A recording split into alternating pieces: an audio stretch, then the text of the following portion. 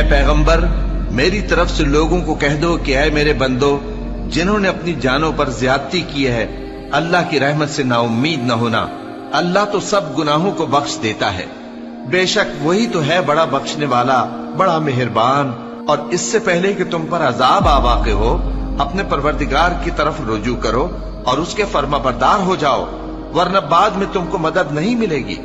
اور اس سے پہلے کہ تم پر ناگہاں عذاب آ جائے اور تم کو خبر بھی نہ ہو اس نہایت اچھی کتاب کی جو تمہارے پروردگار کی طرف سے تمہاری جانب نازل ہوئی ہے پیروی کرو۔ ایسا نہ ہو کہ اس وقت کوئی شخص کہنے لگے کہ ہائے اس کوتاہی پر افسوس ہے جو میں نے اللہ کا حق ماننے میں کی اور میں تو ہنسی ہی کرتا رہا، یا یہ کہنے لگے کہ اگر اللہ مجھ کو ہدایت دیتا تو میں بھی پرہیزگاروں میں ہوتا، یا جب عذاب دیکھ لے تو کہنے لگے کہ اگر مجھے پھر ایک دفعہ دنیا میں جانا ہو تو میں نیکوکاروں میں ہو جاؤں۔